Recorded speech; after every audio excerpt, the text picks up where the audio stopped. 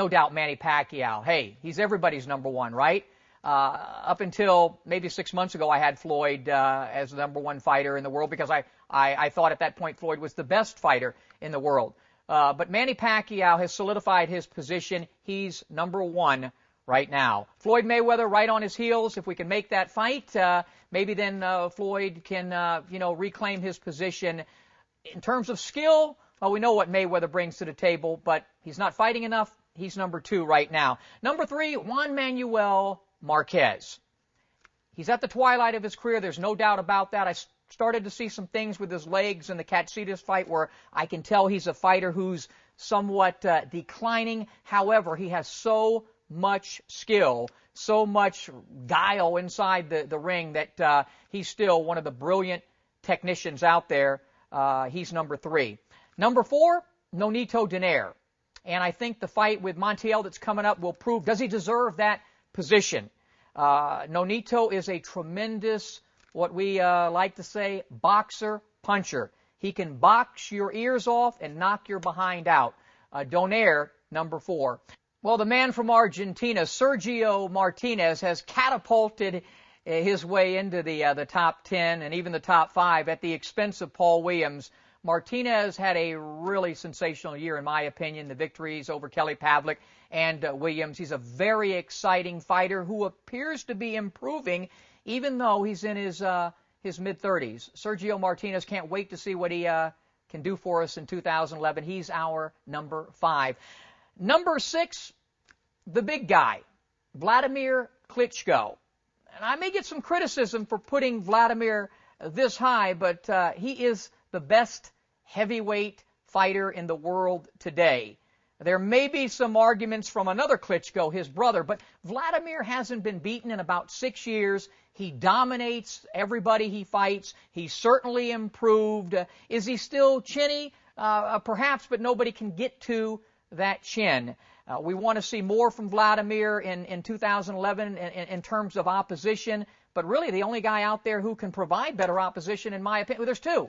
Vitaly Klitschko, his brother, he's not going to fight him, or David Haye, and I think we will see that fight. Vladimir, number 6.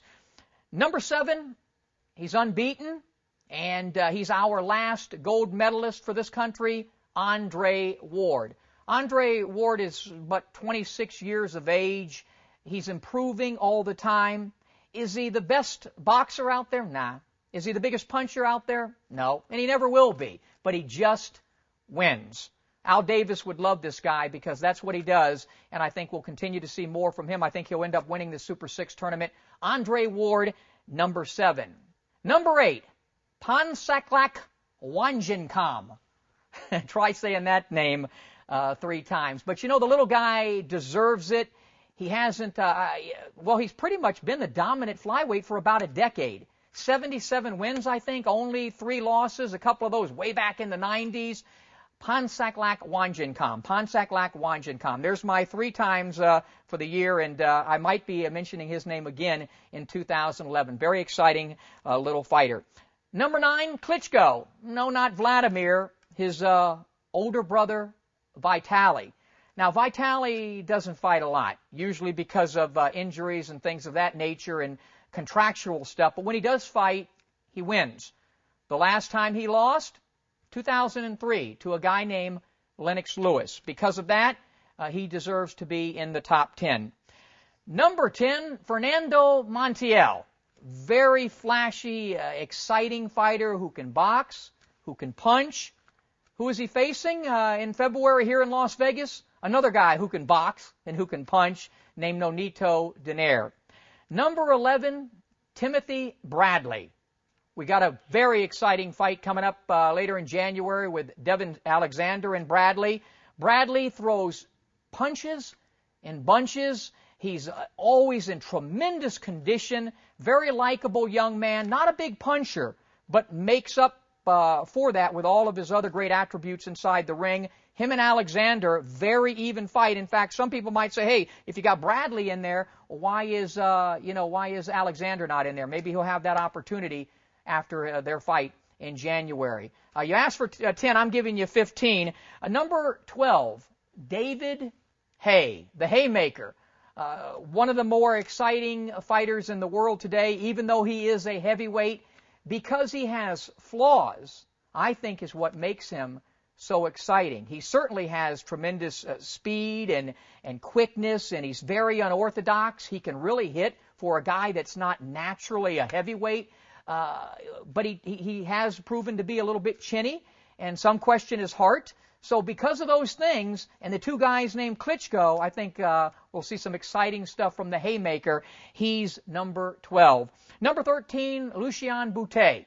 I'm still not sold on Boutet, but he does everything pretty damn good inside the ring. He's a good boxer. He's a good puncher. He comes fit. He's improving all the time. Maybe he'll decide to take a plane and come over to this neck of the woods and fight. Lucien Boutet, number 13. Number 14 is a guy who used to be in our top 10 all the time, and sometimes in our top 5, Miguel Cotto. We really haven't seen enough of Cotto, since the loss to Manny Pacquiao, in my opinion, to say, hey, what's left of Miguel? And with the Margarito fight, before that, the fight with the victory over Yuri Foreman didn't prove anything. But Miguel Cotto, skill-wise, is one of the best fighters in the world today, and I think he deserves to be in our top 15. Rounding things out, who could I put? There's all kinds of guys I could put in here at number 15. Some of the bantamweights we mentioned earlier, some of the guys from the Super 6, other fighters that are out there. You know what I'm putting in there? He didn't win the title in Canada because he kind of got robbed, but I won't rob him. I'll throw him in my top 15. B-Hop, the executioner, Bernard Hopkins. At his age, still fighting and fighting the way he does, that in and of itself, he deserves to still be on this list somewhere. Bernard Hopkins rounding out our top 15.